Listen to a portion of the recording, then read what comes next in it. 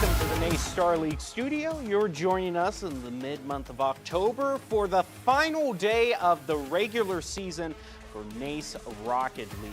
Huge stakes here in all of the games that we are playing. I'm your host, Jacob Palmer, and I'm joined by Colin Majunkin to call all of the action for you. Colin, a lot of these matches, I would say, have a clear underdog and a clear top dog, if you will. Yeah, and that's what you're going to get so often, because you were just getting into that point and stage of the tournament where you're going to be going against the competitive elite of your division. It's getting to the edge. Like you said, it's the final day of regular season, so teams are really roaring to finish off strong. So I wouldn't even really put a big bet on who's the big dog, who's underdog, because each team wants to finish with a better record than they did last week. Well, all of these matches have a team that is completely undefeated in their current division, another team that's trailing close behind. For example, in this first match, we have a team that's 4-0 and a team that's 4-1. And so that pattern goes on for basically all the matches we have here tonight. So will three of the teams that we have here be able to get like a perfect regular season, just tie the bow on what has been a fantastic run of wins for them? Well, we're soon going to find out. Here's the list of all the matches that we have. We're going to be starting with Rochester versus SUNY Farmingdale. Then we're going to move on to King University versus Butler. Later in the evening, we got Florida Tech versus Maryville. And to end it all out, we got Boise State versus Oakland University at 8:45. And let's take a look at the first matchup. We have Rochester versus SUNY. And the lineup that we have got Skies, Blue, and Luca for Rochester. On the side of Sunny Farmingdale, we got Zip, Dirty Boy, and Otto. And I was talking about some of these players have star-studded lineups. Rochester, every single player is supersonic legend. So definitely staring down almost a fortress, if you will, for the Warriors. Oh yeah, and you're gonna experience a lot of those teams, especially. And I mean, the big thing about it just really is, like, SSL is that really intimidating title, like so many of the games have, that top 500, that top 100, that top in whatever respective you are. But at the end of the day, if that team is out of sync that day, or it's apparent that reason why they're just not feeling it, they can be taken down by teams that could be considered lesser. Absolutely, and these matches are extremely important because this late in the season, there is no chance to turn back your record. If you get a loss here, you could be knocked out of second place and move down to LCQs in terms of your playoff hopes. So it's do or die here today. No more second chances. Things are going to be decided here, and we are writing those results in permanent ink. Which it's so important, because I remember a couple weeks ago when we talked about the importance of finishing really strong. If you end up finishing in last place or something of that nature, or end up making your way through the LCQ, you end up facing higher seeds. If you are that number 2, number 3 seed when you were supposed to be 1, or if you got 4th and you're supposed to be 2, you have that possibility of going against a team that's more similar to you, and the chances of being knocked out early on are so greater. And I mean, on the side of Rochester, the only thing that stands out to me in their schedule is the fact that they had a bye in the very first week. I mean, that's the only thing that really stands out to it, where Sunny Farmingdale has one more game on their schedule that they do. So it makes me wonder a little bit of, if Rochester would have played that 5th game, would they also be at a 4-1? Would they be at 5-0? It's just a question I'll never know the answer to. Yeah, for a lot of the teams that we have undefeated, they did have a bye, and so they haven't quite played as many games, but I gotta say, if I'm looking at their history and the kind of wins they've had and the margins that they've put up, a whole bunch of 3-0 sweeps for, you could say, the leading team, if you will, then they could just very well prove that that 4-0 undefeated record is well-deserved.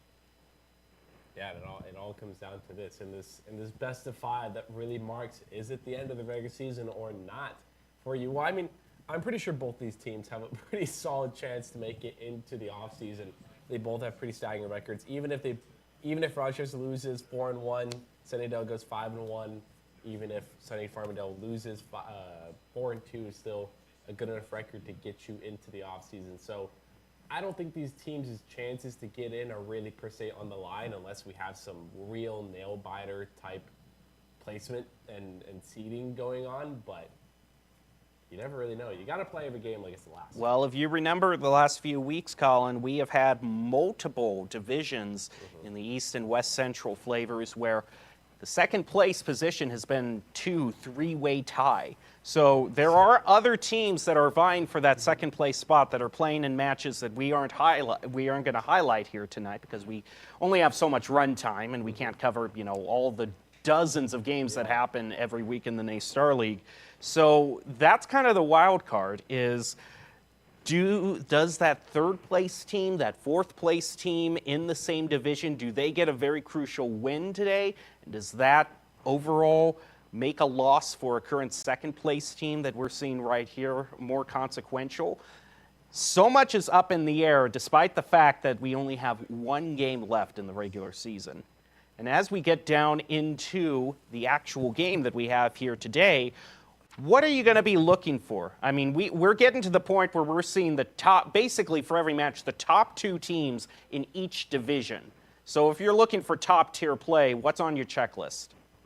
I would say the biggest thing is just one of the things I noticed right off the bat is synergy of whether or not it's sort of that unspoken thing where, I don't need to hear comms to know if there's a type of connection between these players that they are playing really well and communicating really well and cooperating extremely well with each other because you just look at the way they play off the ball and how they play on each other's touches.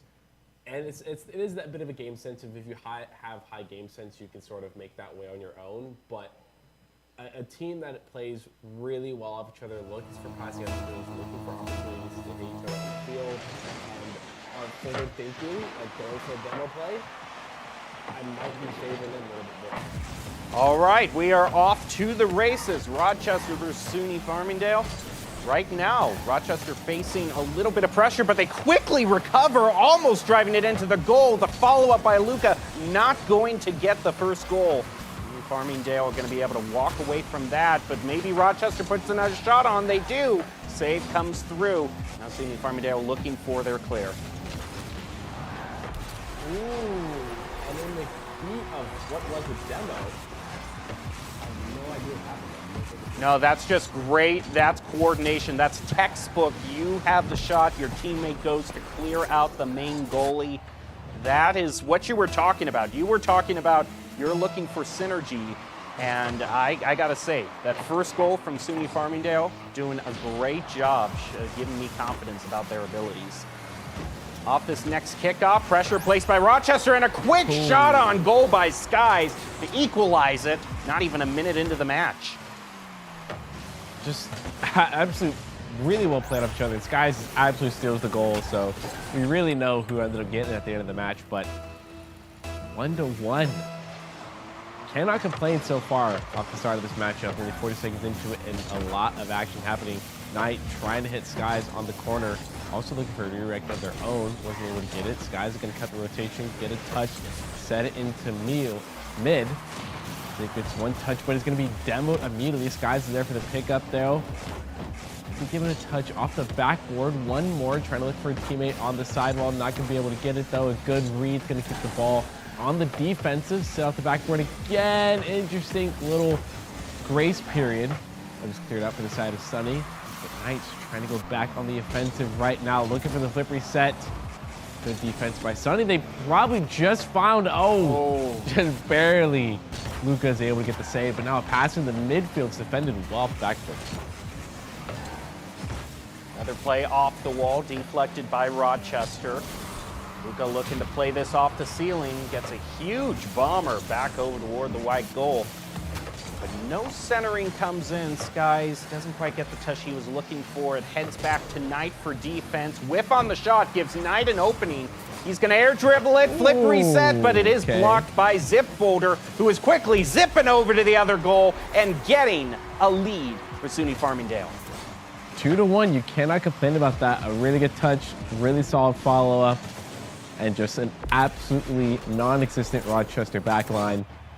It's not the easiest back of the net you can find out the game here, but it's still so young. 3 minutes and 2 seconds left. Never say never as Knight's going for a bit of a ceiling play here on a double. Finds the second touch, but isn't able to find the goal with it. Skies trying to keep it creative. Knight into the midfield, though, is going to be touched by Emilion. Getting one touch off the backboard, trying to find a teammate. Now trying to find bottom left bins. Wasn't fast enough. Couldn't find it away from the defender here. Now Luca trying to find a bump or a rotation bump steal, perhaps. Off the backboard. Gonna get one touch from the side of Sunny defense. And some more defensive play. 2 saves back to back. Now it's up to Lion. It's gonna play some solid defense. The ball's just staggering in this corner piece right here for the side of Rochester. Sunny's quick to go on the offense. Not gonna find the teammate though. 50 doesn't go away either team.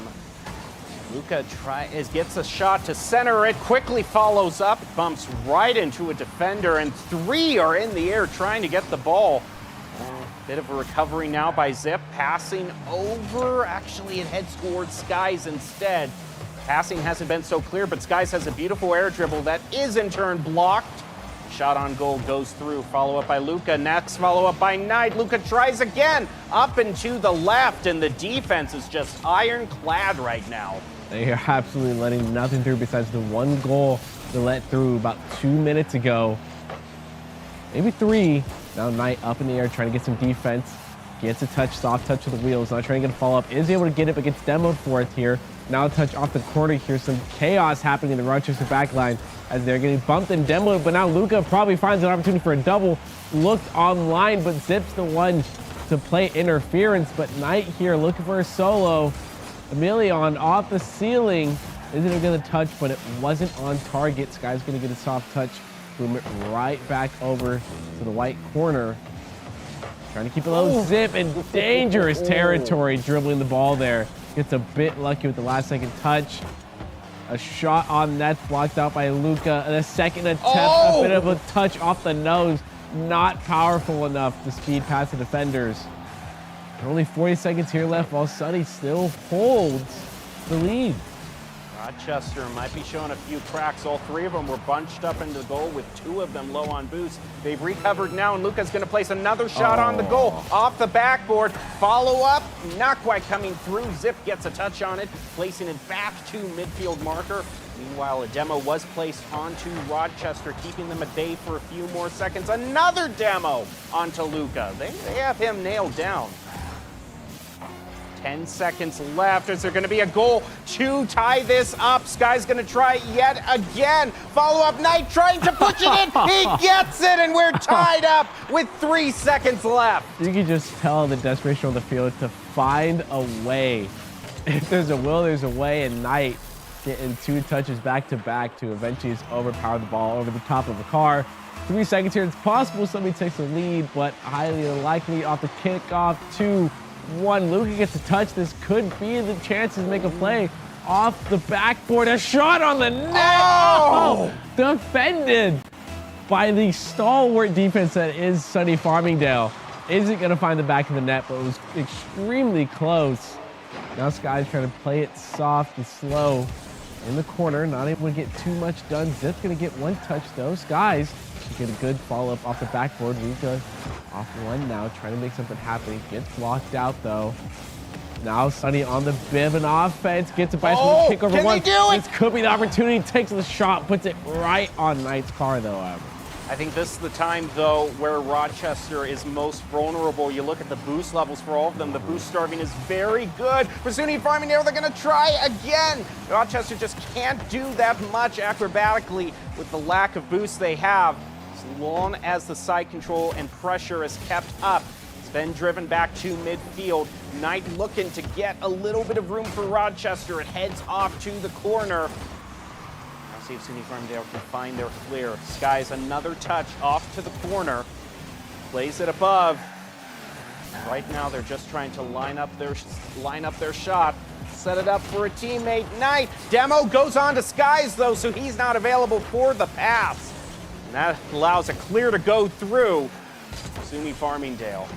My goodness. This has been an action-packed 1 minute, 20 seconds, and another save. I don't know how many you can put on the board. One player has 6 saves to his name. It has been all defense for SUNY Farmingdale. Rochester just trying to get that one goal to put them in the lead. They put so many on, but an open goal not punished, however. That shot whiffed at a most inopportune moment. We are now closing in on 2 minutes. Still just on this absolute offensive. They're putting on quite the display right here. Both offensive and defensive capabilities from both of these teams. Now off the backboard could be an opportunity. The touch is going to send it back to the midfield here. Knight trying to control it. Going for a bit of an air dribble here. Might have the opportunity of more defensive capabilities just being shown out by Sonny Farmingdale right now. Knight to control it one more time. Lions the only one of the back defensive. Skies can't get a touch right here. Luke gonna take a shot down low. Saved out by Lion right there. Zip trying to keep this out from another shot. It looks like it's gonna be an opportunity. Knight to put another one on target. It's blocked one more time for the side of Sonny Farmingdale. Neither of these teams are letting go on their respective defensive and offensive strengths right here. Now it's up to Lion. He gets the ball taken away by Skies. Skies trying to make something happen, trying to find the edge of the goal. Not able to do it. It's Luca's turn now. Has a bit of air dribble, going for the flip reset. Could get through. A bit of a pinch is going to bounce just a bit wide. And for the first time, maybe for more than a couple seconds, the ball will find its side on Rochester's side. Looks not to happen as Knight is sitting, waiting in the back. We're going for another flip reset. Defended well by Zip. But a powerful shot. Is Luca able to get there in time? They are. Are you kidding me with how much Rochester has been trying to get a goal? All of their shots being blocked. But they lack in offensive capability. Cindy Farmingdale more than making up for in defensive ability. Like right there, yet another save blocking Sky's shot on goal. Shot toward the goal. Skies gets a touch pass to Knight, blocked again. UC Lion trying to get another shot. It's wide off to the side. Zip Folder gets another touch on it. Skies looking to take it away from them. But look out, shot on goal here, blocked by Knight. We go past the 4-minute mark for overtime, and we're only one game into this best of 5. How long is this match going to go on? I have absolutely no idea. But it is quite the first game for both of these teams that are absolute demons on the pitch right now. Lion trying to make something happen here. For the first time in quite a while, the ball's sticking on the Rochester side. Skies to control the ball. Get a soft touch. Gets blocked out, though. Luca with a quick follow-up. There's Lion. Trying to find Zip. Zip to get one touch on the ceiling. Try to follow up again. Knight's going to send it to the other side of the corner there. But there is a Sunny offensive. Not able to go any longer. Back on the defensive now. We are now nearing more than regulation time right here. Trying to get up fast to play for the defense. Finally! And finally, Luca Monster finds the flip reset. This Rochester team has been trying time and time again to find a flip reset goal. And they finally get it. Hats off to them. They just needed to find that one scenario where their opponents were out of rotation. But look at all these saves being brought on here. And also the shots on goal. Very lopsided in terms of Rochester. You can see just, I mean, look at both sides of the field. One is sparse and the other is just plastered with all the shots on goal made. I would just also look at the side of the defensive as well. Just the amount of saves. I really just can't comprehend it. I do want to point out the amount of demos that Zip had as well. I do think Sonny probably could have found a lot more opportunities to capitalize. They had a lot more demos than Rochester had. Just the opportunity to score there is a lot greater when you have less players on the field to defend. And it was already apparent that Sonny didn't really need to focus on that. They already had that part locked down. But to be honest, they probably needed full focus the way that Rochester team was just hounding on the goal. Well, and another thing to remember is a lot of those demos happened toward the person who was in the passing lane, who was all centered up and ready to take the follow-up shot. So they did a really good job of knowing where Rochester, the Warriors, wanted to pass to, who they were going to pass to, and immediately just stop that pass from going through. That's what helped them get so many saves. It's just they eventually, it took a long time, but they eventually fell victim to just the pure amount of offensive shots that the Warriors were taking. we have seen that before on broadcast before, where a really offensive capable team faces against a really defensive capable team. Unfortunately, it ends up going, or not, sort of depends who you're rooting for. It ended up going for the team that was a little bit more offensively inclined. It's sort of the thing of, on the side of Rocket League, you need to be good at both defense and offense if you truly want to be the best in your division and in your area. It's just sort of, it's the way of life, so to speak. Got around the corner, blocked. GC looking to play above Knight. He gets blocked. Ball trickling on over to Rochester Skies. Skies off the wall. Gets a double touch on it. Bumps right into SUNY Farmingdale, and they left their goal open, but the shot is to the right. Oh my goodness, that was a perfect opportunity, and they whipped it. Oh, that's rough. Not able to find it at the end of the day. However, though, now taking the ball back around a big loop here again, trying to find a teammate on the ceiling. Is going to get a touch, but this could be dangerous here. They're going to beat the opposition in the midfield here, and another shot put on net, a third put on net. It's going to miss. Both of these teams missing out on pretty critical opportunities to put a goal on the scoreboard. Now we're just waiting to see who can convert first. Good read off the corner here. Line might be able to take a shot that's going to be blocked out by Knight. Now Knight waiting for a teammate to find them in the backfield. Going to conserve boost. Gets the flippers off the ceiling though. The teammate was completely bumped off the ball, so they're not able to do anything. A bad read by Skies leaves the net completely open. And Lions able to capitalize on that. Put SUNY Farmingdale up 1-0. But as we've seen with the Warriors, I'm not going to trust this lead until that timer hits 0, because they scored the tie, and they almost actually avoided overtime themselves, Rochester. In the last game, had the game lasted half a second longer, they might have been able to go into the lead. But right now, SUNY Farmingdale with the lead. Luka charging up the field. Just going to slow play it for now. Shot goes back across mid. Into the corner, zip, and seems like SUNY Farmingdale just let that one get away from them. Knight gets a shot. It is centered. Elevation up by SUNY Farmingdale, and right now both teams just seem like they're missing some passes, not quite nailing it down quite yet. Puts him down the backboard here. Skies! There you go. Finally gets the double touch. They were looking for the flip reset all of game 1. They were looking for the double touch all of game 1. They finally found it in game 2. They're checking shots off the checklist in terms of what they want to hit this series. They managed to tie it up. It is now 1-1. But just I'm talking about that off the kickoff. Knight's going to find a very easy, just take a look at the replay here real quick. Yeah, it's Lennon. Yeah. Wasn't reciprocated in the same fashion on the side of Rochester here. And that's just going to allow SUNY Farmingdale to go up by 1 more. Guys following. Oh, Juicy actually gets the touch on it first.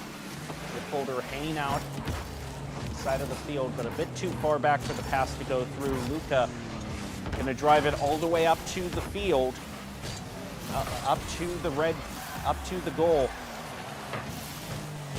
Shot off to the side. Luka gets another touch on it. Knight trying to get a shot on goal off the sidewall. Gonna be blocked out. Sky is trying to keep it going though. Trying to get a touch. Does get a pinch that goes in the midfield here. Now Knight trying to get a read off the sidewall. Sky's gonna interrupt. Go for a solo play instead. Maybe find somebody in the midfield there. Luka's now up looking for a touch. Beats out Lion here. Now the defense gotta play strong though. Luka's looking dangerous. Going in for the bump. Skies gets it instead. The touch off the sidewall. Still in the danger zone for the side of SUNY Farmingdale. Lion is going to elevate. Going to get one touch now, trying to get the full boost. Wasn't able to get it, but looks for Skies in the midfield on the side of Rochester. A missed touch by the side of SUNY Farmingdale's defense. Another shot on net. Beautifully saved once again. This team just won't stop. it off to the corner. Haynes back for a follow-up. Ball's taken away from him, but the shot is blocked by Knight in midfield. Side control is going to be maintained for the Warriors. Skies comes in, doesn't get the touch he wanted, however, and demos are traded back and forth upfield, giving an opening for Zuni Farmingdale to push it, but the shot is wide and to the right. They've had a lot of shots that have gone that direction, costing them what could have been some goals, but they're still in the lead 2-1 with 30 seconds remaining. So tonight it's blocked, and a huge bomber back toward the Warriors' goal could be what they need to run out the clock. But Luca is going to put one last offensive drive on Zuni Farmingdale. Yep, now trying to make something happen here. Looking for a third goal, perhaps. They currently are in the lead as the clock winds down. And nobody's going to get the final touch there. Sunny Farmingdale is going to win that game 2-1.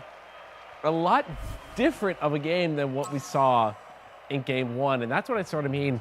If I ever wanted an example to showcase what I mean by how different game to game, series to series is, and how fast Rocket League can change when it comes to competitive, that's the series I want to reference to.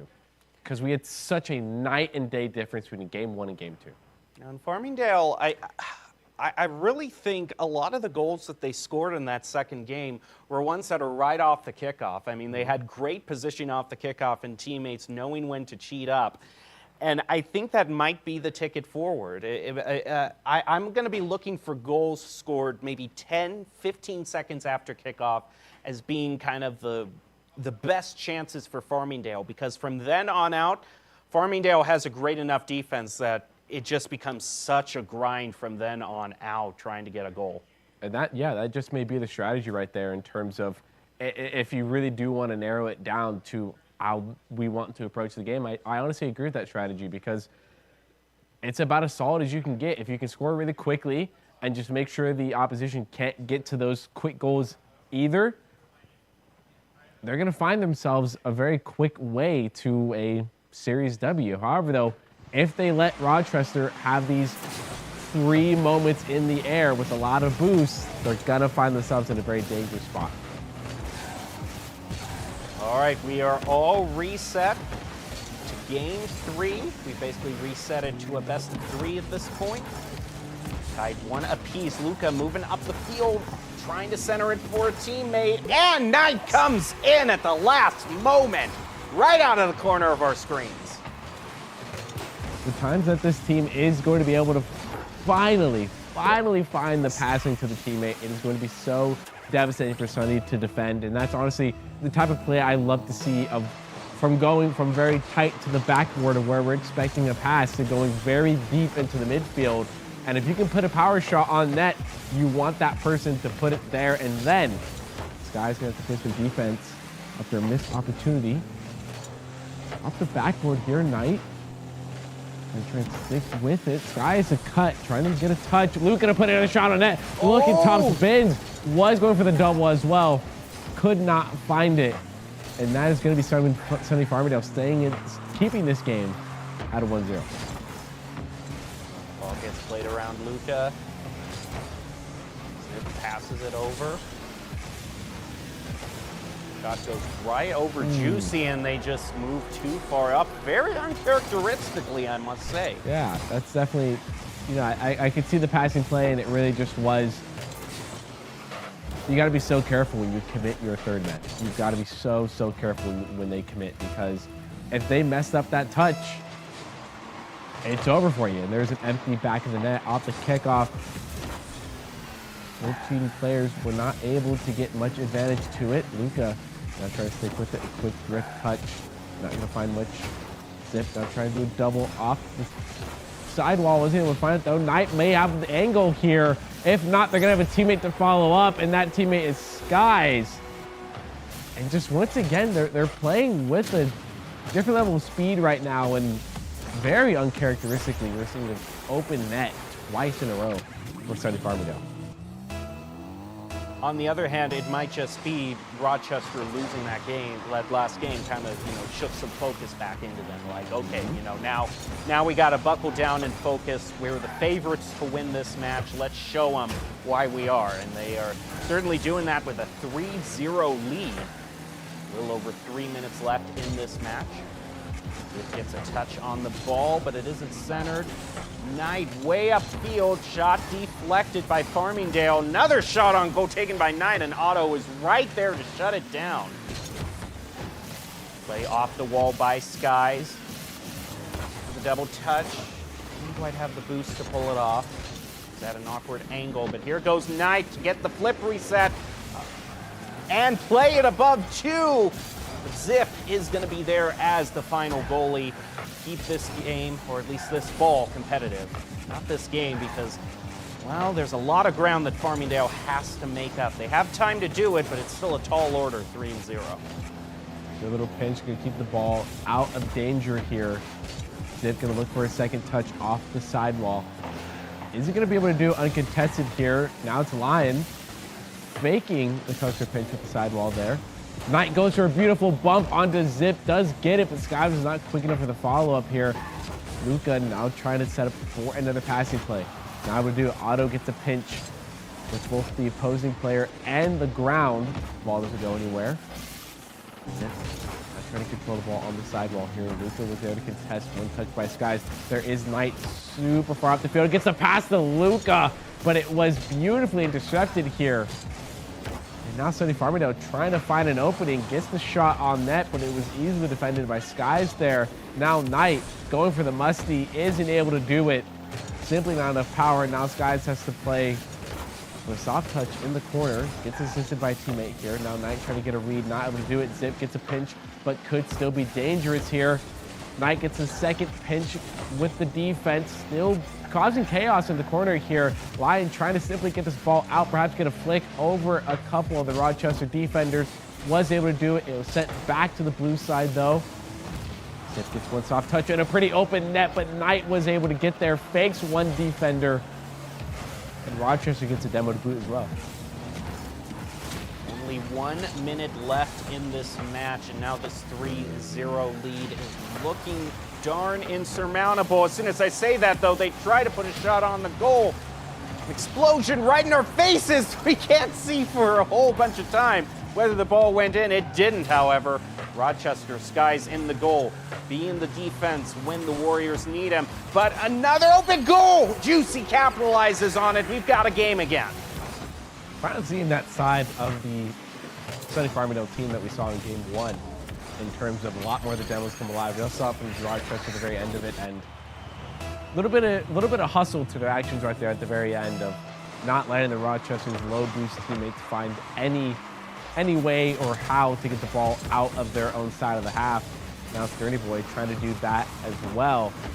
Does get a really good midfield contest. Maybe trying to find it for a teammate though. Zip. Beautiful read by Knight off the back wall. Get the contest. Now Skies with control, going for an air dribble.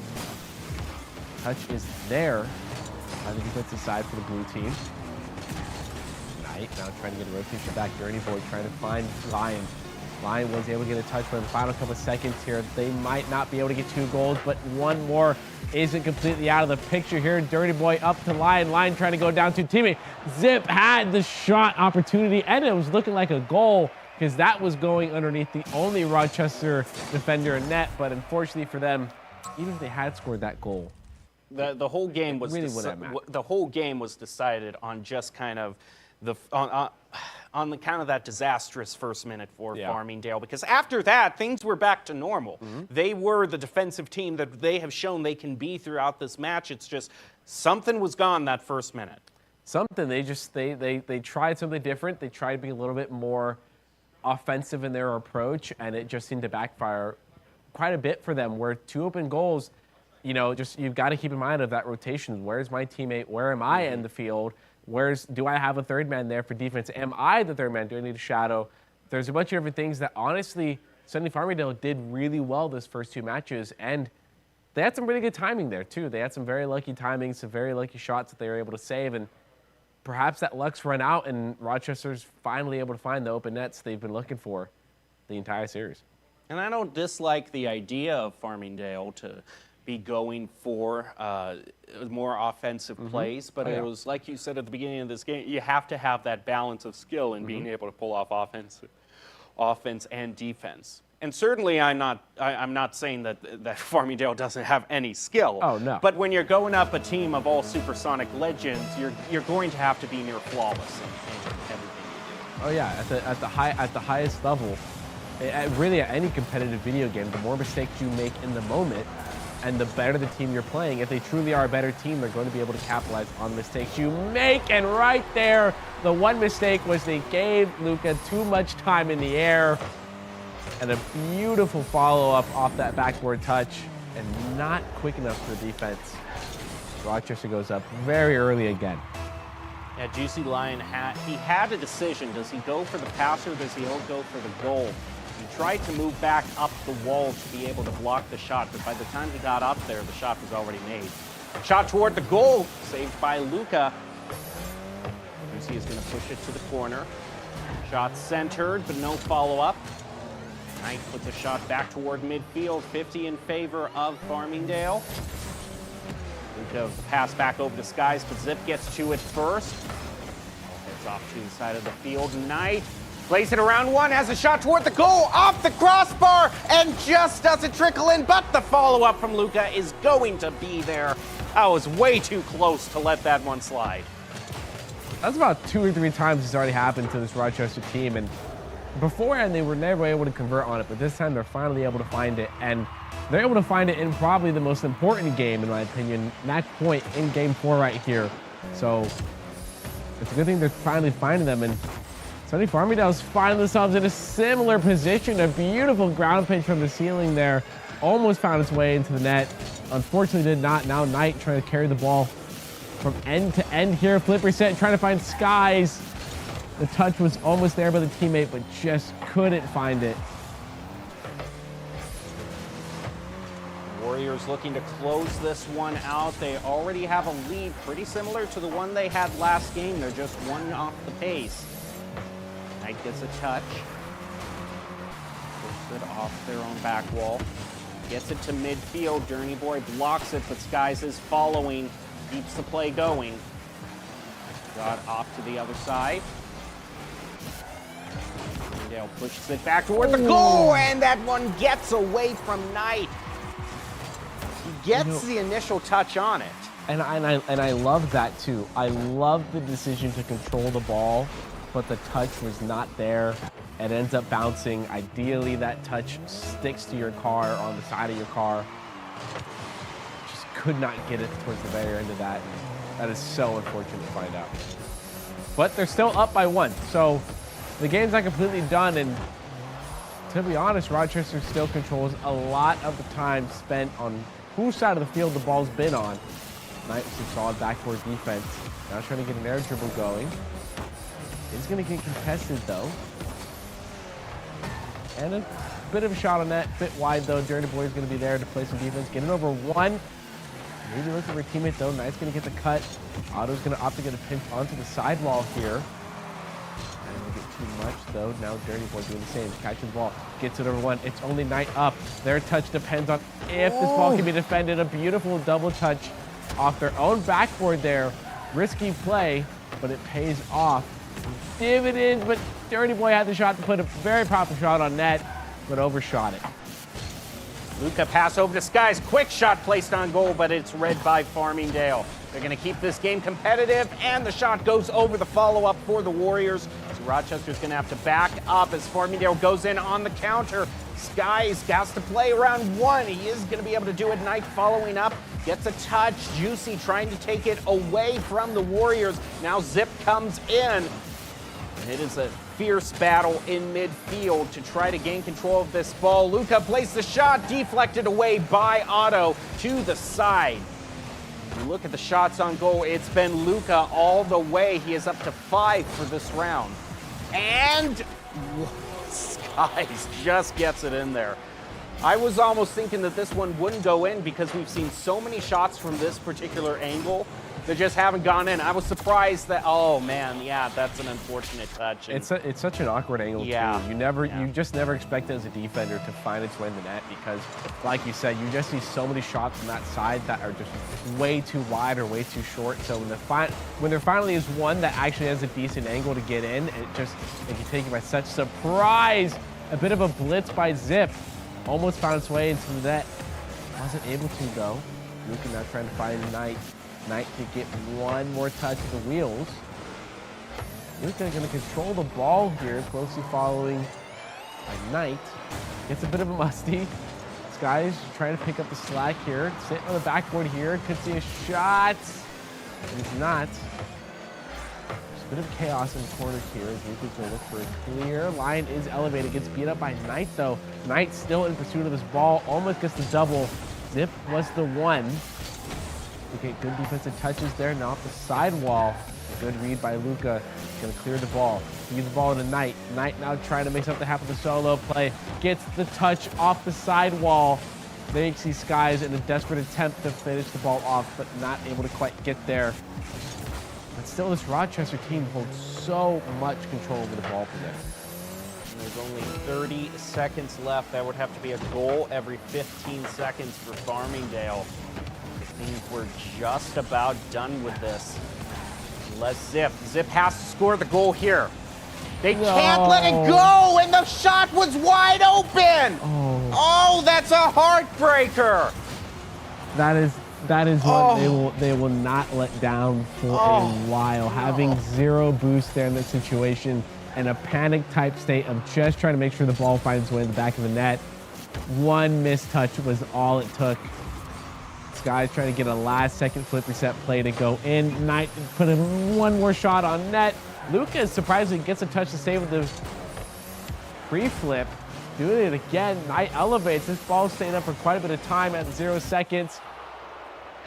Most of Sunny Farmingdale gonna give up as it's now a 3-1. That is Rochester. That is now 5-0 as Farmingdale is gonna go 4-2 now on their respective records. What a way for Rochester to end out the season. And I think that raises the huge question, what are the third and fourth place teams in this division going to do? Because they could tie, overall end the season with a 4-2, and then we've got a tie, and we have to go down to tiebreaker rules. It can get very hairy for here on out. So Rochester, no questions whatsoever about if they qualify. They're the undefeated team. They're moving on to playoffs. I think for the majority of that match, we saw multiple times in which Farmingdale had a wide open goal and they just couldn't. That was the one demon, if you will, that just came back to haunt them constantly. And it wasn't even, honestly, I just saw a whole lot of missed opportunity. Not even the sense that, there was a chance. I saw the makings for a team that really could have found a lot more in the back of the net because they had the bump mentality, they had the demo mentality, and there was quite a few times where actually they did have that chance to put a shot on net, but just weren't able to put nor power nor location in that moment. So it's really those teams that are able to find those times where they really need to perform. And for the moment, it was Rochester that was able to do it. Well, we've got the top 5 plays of the game that we want to bring to you courtesy of Mavics Gaming Chairs. Mavics, feel the difference. And after that top 5, we'll take a short break and be back with an interview with one of the winning players. Luca from Rochester is going to be here with us to discuss this win and the perfect season they have. But for now, let's get to the Mavics top 5.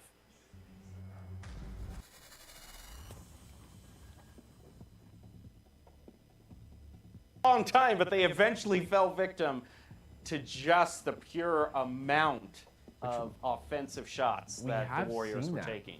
We have seen that. Getting a lead for SUNY Farmingdale. 2-1, you cannot complain about that. A really good touch, really solid follow-up, and just an absolutely down quite yet. Right, down the backboard here, Skies! There you go. Finally gets the double touch. They were looking for that flip reset all of game 1. They were looking for the double touch all of game 1. They finally found it in game 2. They're checking shots off. Got off to the other side. Farmingdale Pushes it back toward the goal, and that one gets away from Knight. He gets the initial touch on it. And I love that too. I love the decision to control the ball, but the touch was not there. It ends up sidewall. Was able to find it though. Knight may have the angle here. If not, they're gonna have a teammate to follow up, and that teammate is Skies. And just once again, they're playing with a different level of speed right now, and very uncharacteristically, we're seeing an open net twice in a row. Looks like Farmingdale. Knight plays it around one, has a shot toward the goal, off the crossbar, and just doesn't trickle in, but the follow-up from Luca is going to be there. That was way too close to let that one slide. That's about 2 or 3 times it's already happened to this Rochester team, and beforehand they were never able to convert on it, but this time they're finally able to.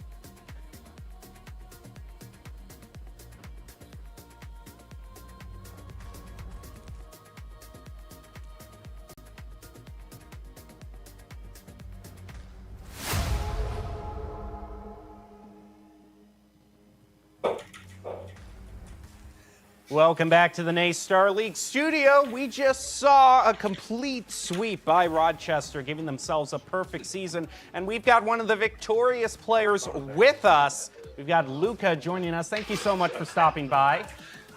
My pleasure, my pleasure. Thank you for having me.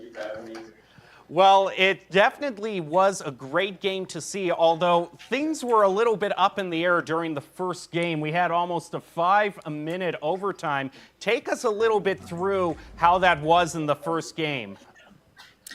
Yeah, I think we were just warming up a little bit to each other. We hadn't played today, and we couldn't find the back of the net, I guess. It almost felt like we were a prisoner in our net. Fair, fair. I like it. Then sort of the same thing going off mentality wise. After winning that one, after winning a big match and then losing game 2, what's the team mentality got to look like in order to win game 3, then go on to win game 4? With our team, we got a pretty good mentality, so I think we just had to change gears, I guess, and come back to win game 3. I like it. All right, well, as we're looking toward playoff season, you have a very impressive record, but not a spotless one because, like Colin said, you did drop game 2, so there might be a few things to work out going forward. So what are going to be the main things as a team to clean up going into the playoffs to make sure you have the best chance? I feel like communication is the downside of our team, and I'm going to have to beg my 2 teammates to get better at that for playoffs. Well, we wish you the best of luck in playoffs. You gave us a great show today. We hope to see more of you later on this year. Thank you, guys. Thank you, Luca, and thank you for joining us. Or if you're just joining us, we have so much more Rocket League to cover. We got our second match right after this. You're not going to want to miss it, so we'll take a short break and be back with more NACE, Star League, Rocket League after this.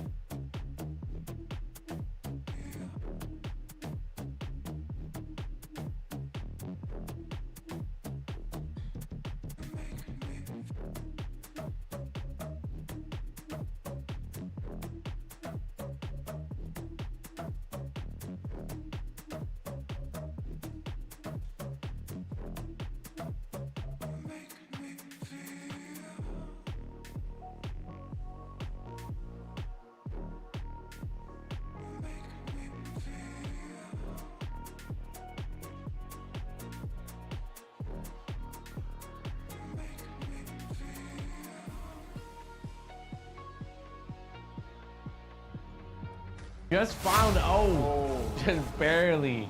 Luca's able to follow up and just an absolutely if there's a will, there's a way, and Knight getting 2 touches back to third, put on net. It's going to miss. Both of these teams on net, beautifully saved once again.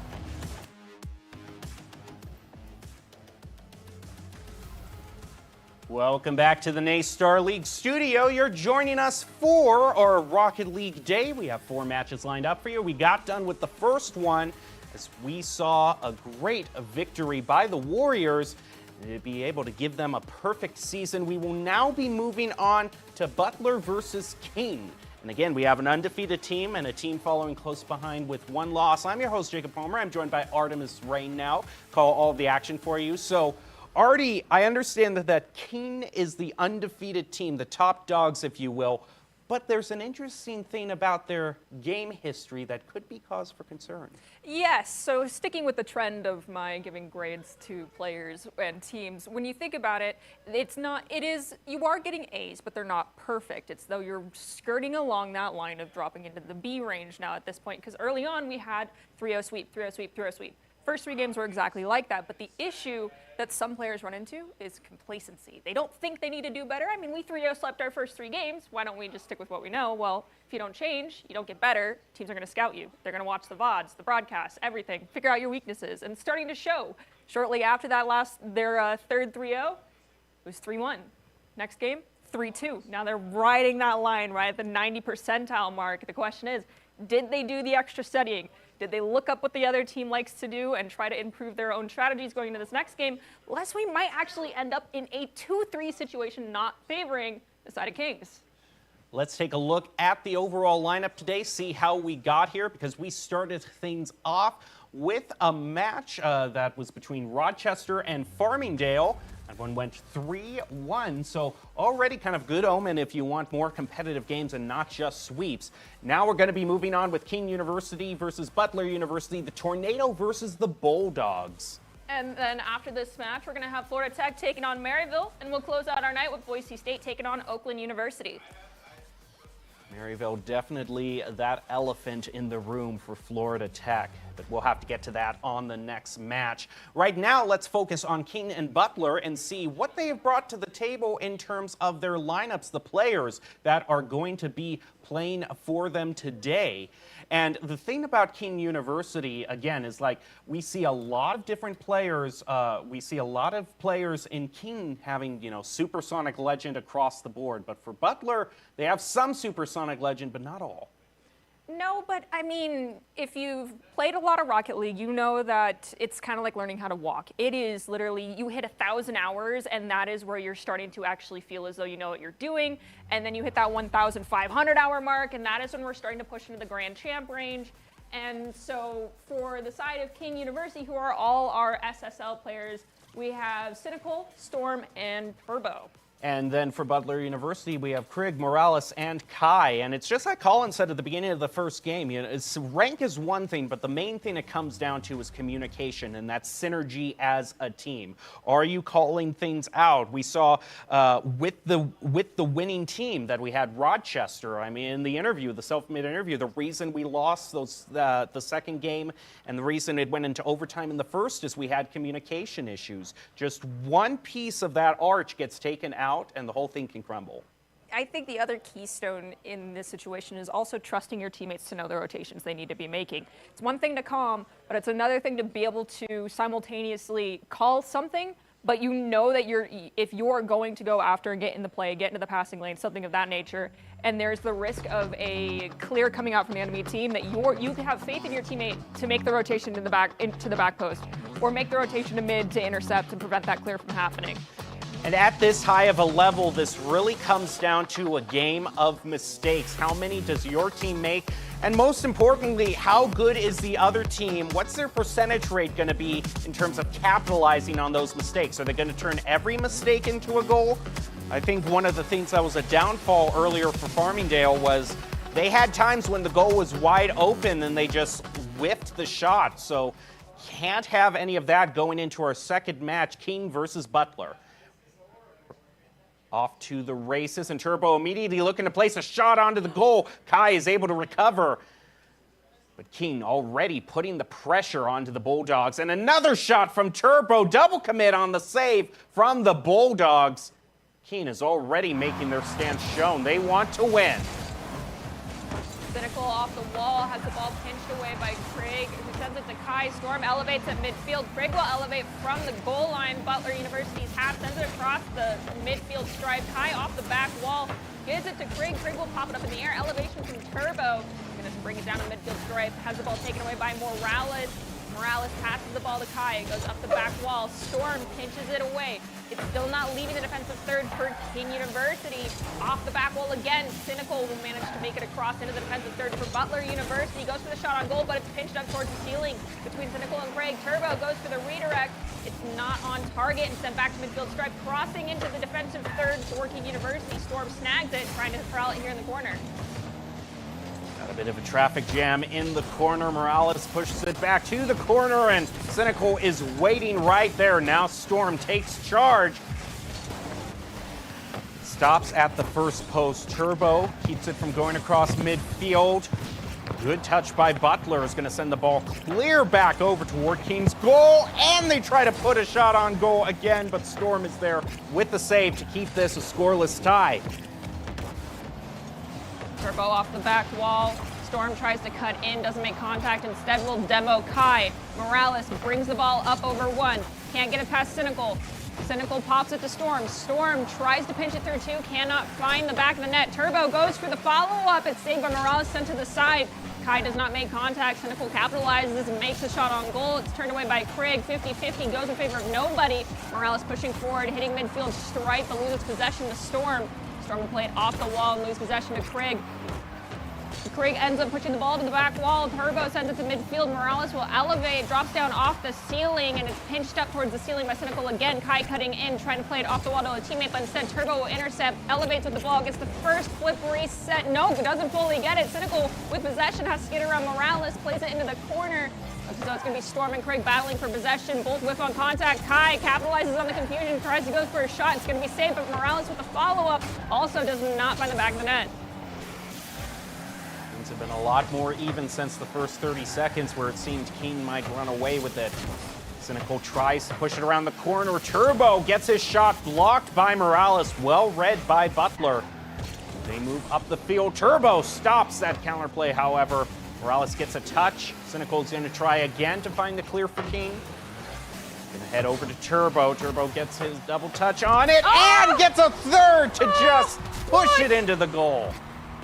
Morales was caught flat-footed. You could see that it was just such a quick touch by Turbo. The ball just went right back into him that I just don't think there was enough time to react. Well, Turbo's going to start off by demoing Morales. Storm elevates, tries to carry the ball past Kai, is unsuccessful. Craig pushes it forward a little bit more. Morales loses possession of Turbo. Kai tries to steal the ball away from Storm, is unsuccessful. Craig off the wall, ball goes to Cynical. Morales off the front post, sends it to the side. Kai dunks the ball down to Craig, who whiffs on contact. Turbo takes the ball away, plays it off the wall, ends up back with Craig. A double commit from Butler University, manages to get the ball across midfield stripe, but it's going to be a 50-50 with the demo on to Cynical. Ball still dwindling at mid. Craig will flick the ball up, elevation from Cynical and Kai. Cynical first to make touch, plays it off the wall, tries to go to Storm. It's intercepted by Morales. Turbo in the corner has to battle it out for possession away from Craig. Tries to get to the midfield line, doesn't. Ball still in defensive turn for King University. 1 minute left. Turbo trying to do a bit of fancy footwork, but doesn't find the goal. Craig is going to be too good of a defender for that, but King's still holding on to a 1-0 lead. A lot of Butler University is starting to run low on boost. They'll have to rotate out to fill back up. Morales tries to take it around the corner, but he has no boost. Kai to take it, but he's running low. They do manage to get it past 30 seconds, and an over-rotation by King punished severely.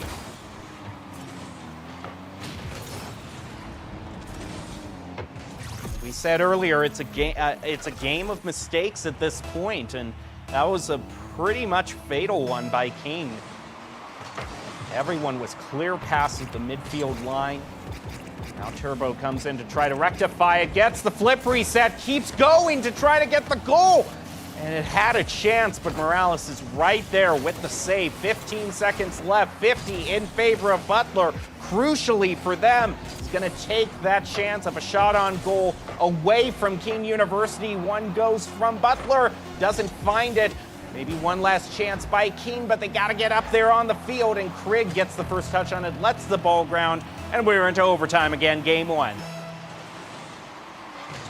Off kickoff, it's Kai who makes better contact. Turbo will follow up.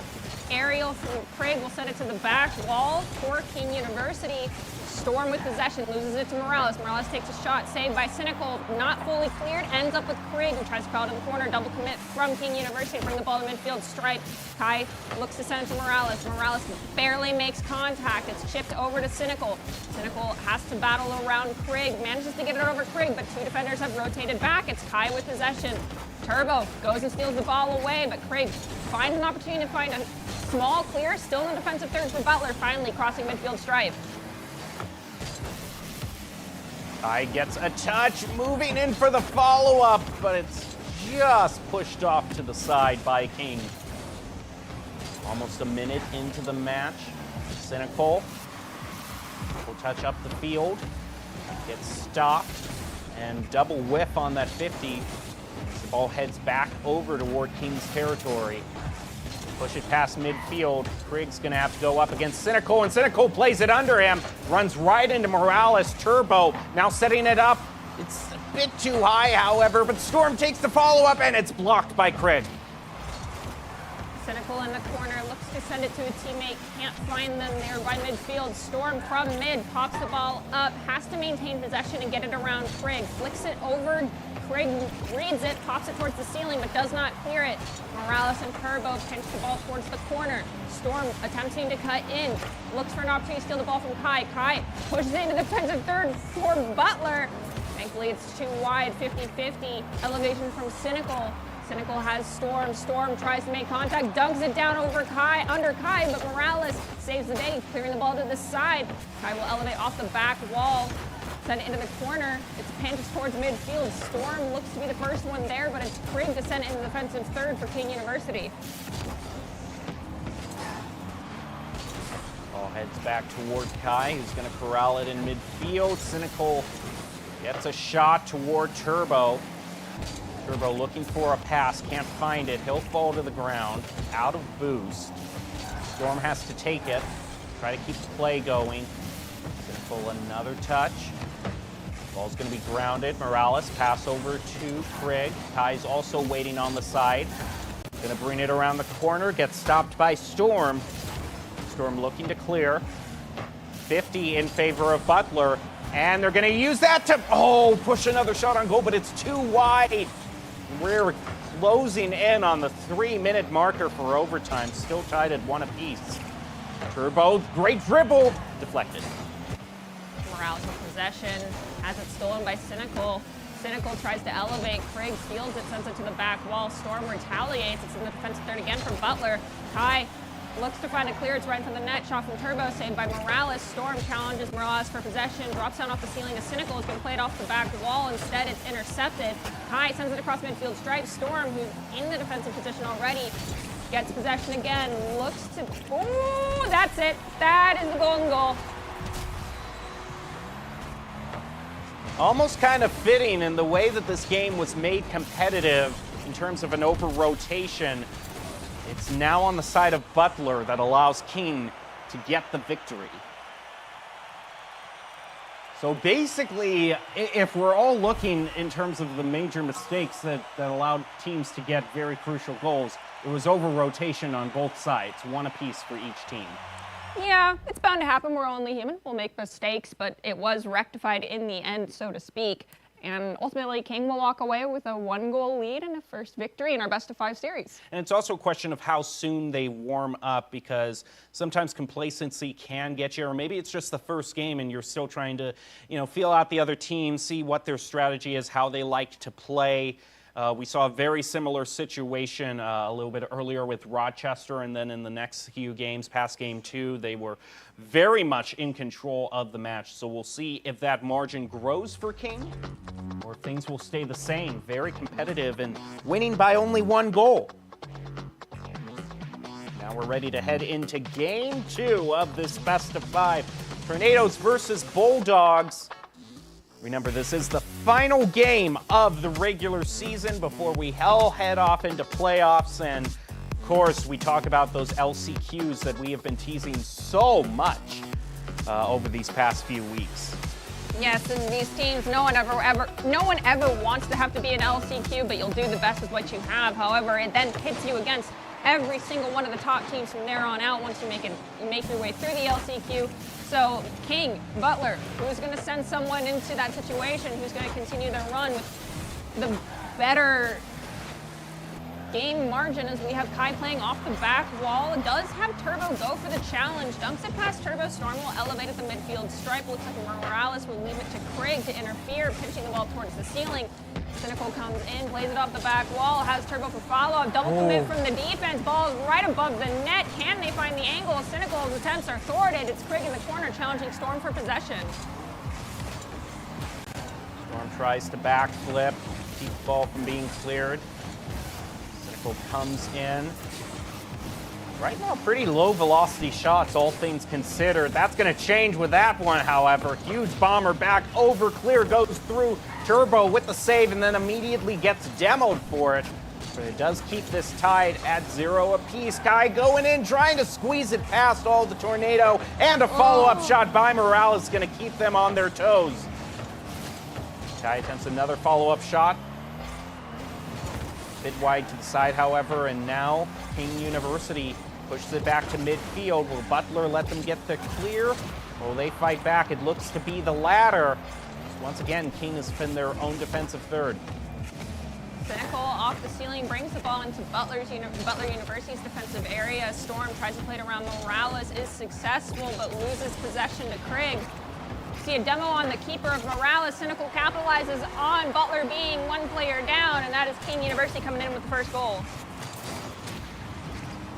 It's not just being one player down, it was the player who was right in front of the goal ready to stop that shot. They quickly adapted. You saw another player from Butler rotate in extremely quickly. It was just a second too late. Right off the goal again. Wow. Make a good thing better. Cynical immediately gets the shot. I have to see this again. Oh, yes, it's the cheat again. We saw it in the first match as well. Goals quickly gotten off the kickoff by having someone cheat up behind it.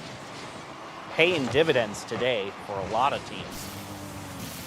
I heard you talking about who can get the goal right after kickoff being the most important thing, and then just having solid defense. Woo! Cynical with the hat trick.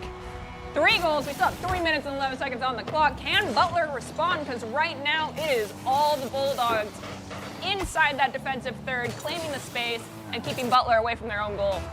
And remember, I keep referencing back to Rochester versus Farmingdale, but sometimes it is your team. Maybe you have a close game. It goes into overtime when you're not expecting that, and that shakes your team awake. In a similar way, King University had went into overtime 1 apiece, and now it seems the Tornado have completely woken up. Storm looking to get yet another goal and drive it in off the crossbar. And a demo onto Kai. Ball pinched by Craig and Storm. It's still here in King University territory. Cynical plays it off the wall. Kai looks to intercept, does not make contact. Craig from the mid steals it away, flicks it towards the wall. Morales comes in. It's pinched down off the ceiling. Kai doesn't make contact. Turbo tries to push it to Cynical. Cynical will not find the ball. Morales has to get it past Cynical. It's pinched up towards the ceiling, dunks down onto the ground. Turbo plays it off the back wall. Morales does not make contact. Craig, however, brings it to the mid, has the ball stolen away by Cynical. Off the wall, Cynical comes in, looks to pinch the ball down off the ground and past 2 defenders. It's unsuccessful. Morales finds the clear, and it's at the midfield stripe with Cynical yet again, who's looking for their 4th goal of the game. Storm elevates, passes to Turbo, back over to Cynical. Past the midfield mark, Turbo goals, plays it around 1. Guy gets a touch on it, the ball goes off to the other side. Storm intercepts. Craig knows still being bumping and disrupting King University's plays. This time though, King is just going to be happy to keep it in Butler's half. As long as they can do it for this last minute and a half. Now do or die for Butler, I would say. You want kind of 30 seconds to score for each goal, and we're already past that point. So the Bulldogs need to get a goal now, and I think that's the nail in the coffin. Final one from Cynical. Very nice solo play and ability to quickly recover. I know it's spooky season, so this is a little fitting, but I think you might have cast a curse that just a little bit. I might have? Okay, well, I mean, hey, we won't have to worry for too long. We've got a minute left, so we'll see if I did indeed curse it. Well, we've Storm, got... all three defenders were converging onto our offensive ball handler. So we have Kai going forward. Dunks it down, manages to find the first goal, but as he mentioned earlier... I'm not saying anything.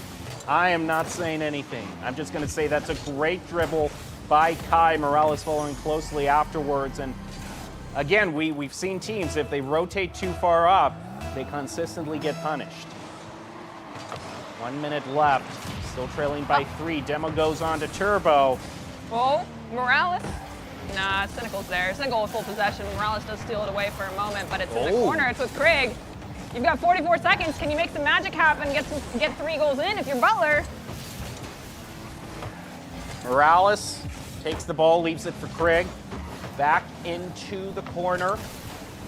Kai has a chance at a shot. He wins at 50, but the ball's too high, and Craig misses the dunk shot. Now with just about 20 seconds left, they still got to make up 3 goals. The Bulldogs have their work cut out for them.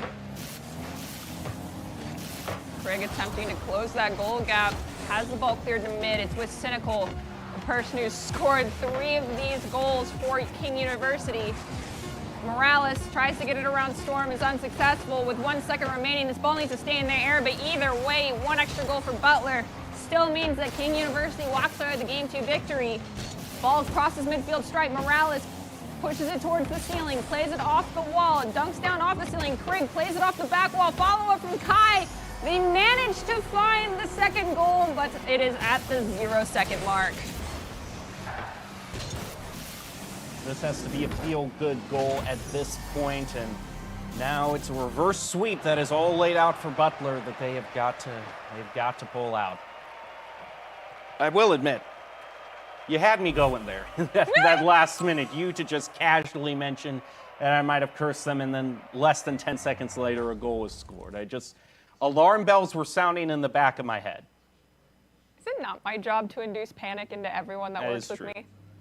That is true. Well, you do like spooky season. So I do love spooky season. You do like scaring people, and so you gave me a bit of a fright there. But no fright for the side of King. They are just blazing a trail, looking to end their season with a statement of 3-0. We were talking a little bit, things have been narrowing. They started off with 3-0, then 3-1, then last game 3-2, but this game, it might be back to old form. I did mention that we saw the 3-2 in their favor from their last game, but this one could turn into a 2-3 if the complacency hits them too hard. So, will they walk away and rekindle the flame of the 3-0 sweep and put their record at 5-0 and leave Butler with a 4-2 record? Well, they've got 5 minutes to prove us either right or wrong. It's all down to this match point for Tornado. And if they win this, then I would say that's pretty good news for the next match that we have on deck, Florida Tech versus Maryville.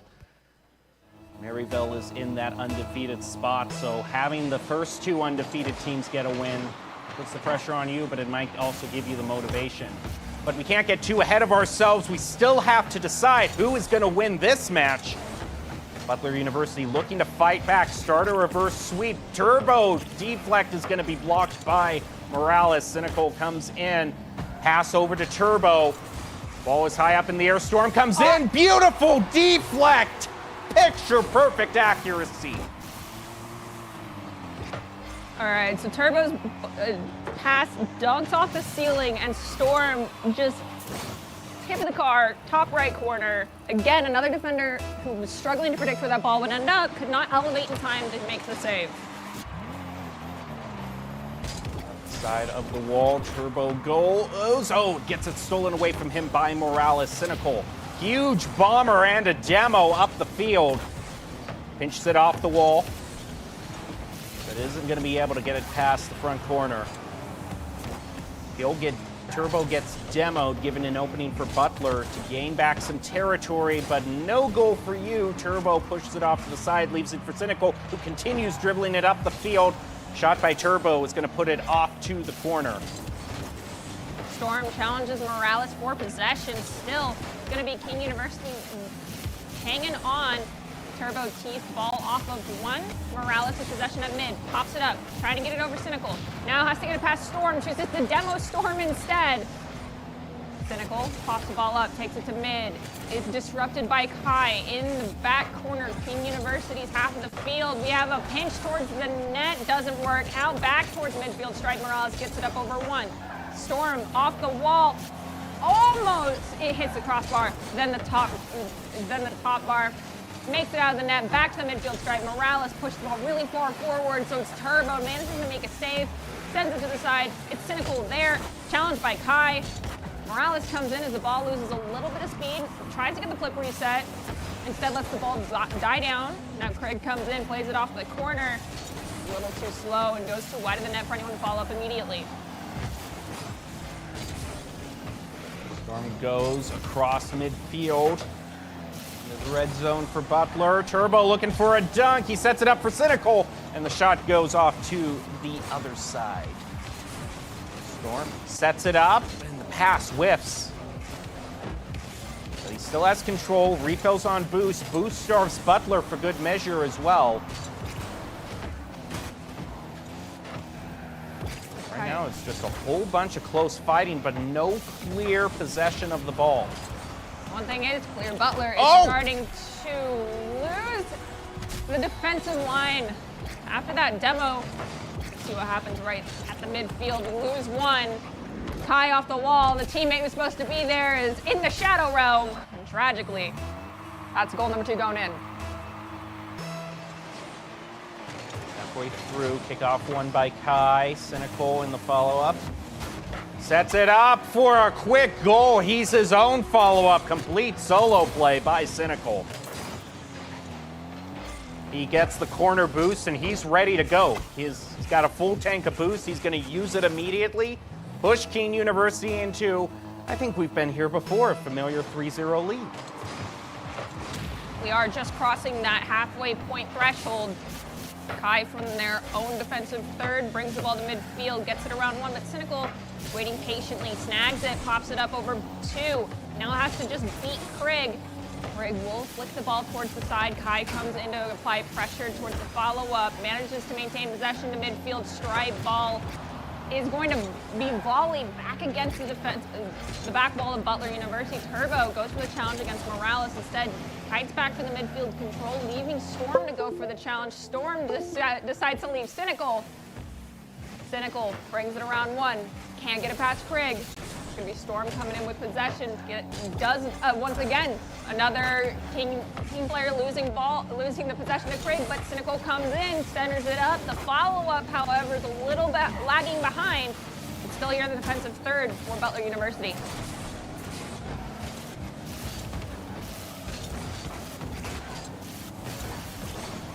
Turbo back passes it to Storm. Shot clear up. Back to Butler.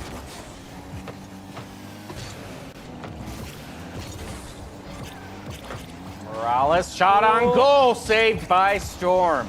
They keep it at a big old goose egg for Butler.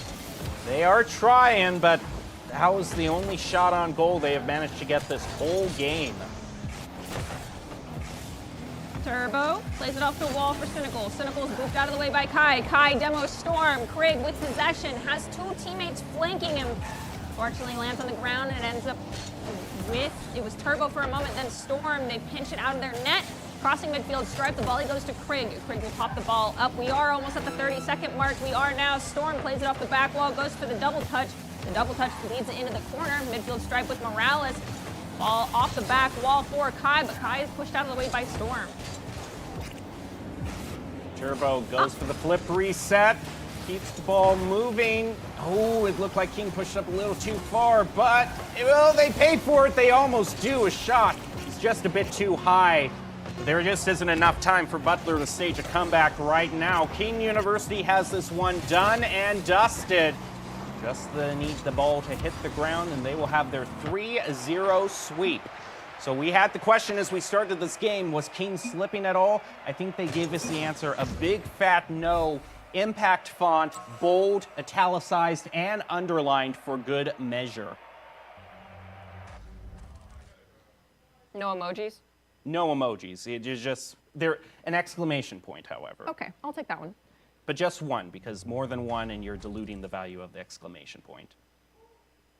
We can agree to disagree on this one, but nonetheless, congratulations, King University, on keeping your perfect record. You are now 5-0 while sending Butler away from this game with a 4-2 competitive record for the season. And also, we want to give a thank you to the various people that we have supporting NACE Star League. We got a bunch of great sponsors. Mavic's one of them, bringing you the top 5 plays of the game, which you will see soon. But we also have Extra Life and NACE Star League. Extra Life is a program of Children's Miracle Hospital. You can play games for a great cause to change kids' lives. And we also have Truth, largest nonprofit health organization dedicated to a future where tobacco and nicotine addiction is a thing of the past. For more information on how vaping can affect your mental health, go to breathofstressair.com.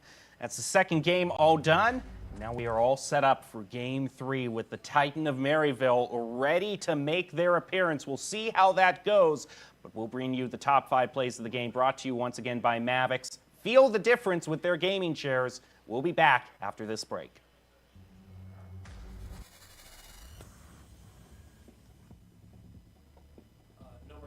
A clear coming out from the enemy team that you can have faith in your teammate to make the rotation into the back post, or make the rotation to mid to intercept and prevent that clear from happening. And halfway through, kickoff one by Kai. Cynical in the follow-up. Sets it up for a quick goal. He's his own follow-up complete. 3 defenders were converging onto our offensive ball handler. We have Kai going forward, dunks it down, manages to find the first goal, but I'm not saying anything. I am not saying anything. I'm just going to say that's a great dribble by Kai. Morales following closely afterwards. And again, I heard you talking about who can get the goal right after kickoff being the most important thing, and then just having solid defense. Cynical with the hat trick. 3 goals. We still have 3 minutes and 11 seconds on the clock. Can Butler respond? Because right now it is all the Bulldogs inside that defensive third, claiming the space and keeping Butler. Right, Morales pushes it towards the ceiling, plays it off the wall, dunks down off the ceiling. Krig plays it off the back wall. Follow-up from Kai. They manage to find the second goal, but it is at the 0-second mark. This has to be a feel-good goal at this point, and deflect is going to be blocked by Morales. Cynical comes in, pass over to Turbo. Ball is high up in the air. Storm comes in. Beautiful deflect. Picture perfect accuracy. All right, so Turbo's pass dunks off the ceiling, and Storm.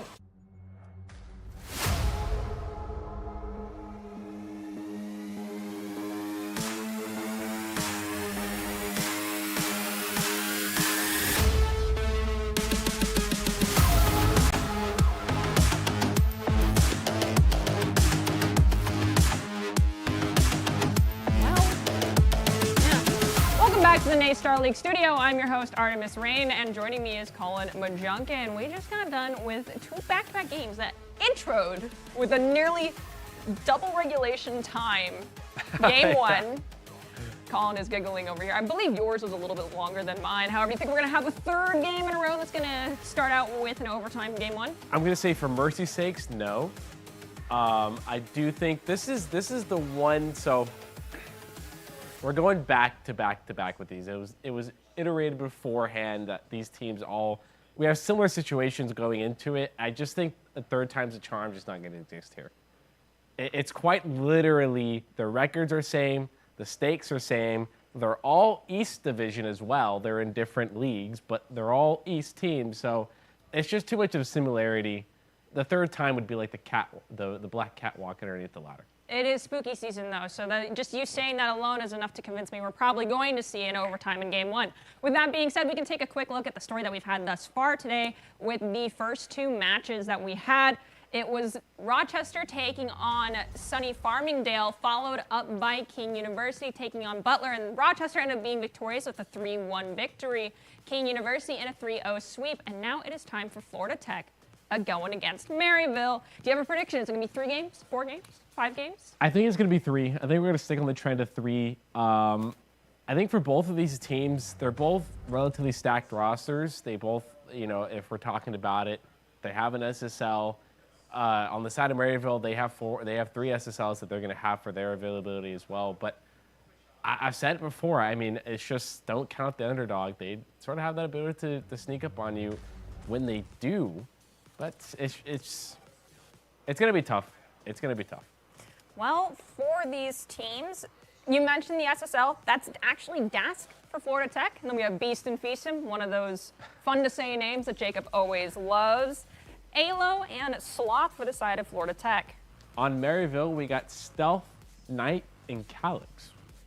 All 3 of those players are SSL players as well. Florida Tech's record is currently 4-1, where Maryville is at 5-0. Will Maryville continue to have a perfect unscathed record walking into the playoffs 5-0?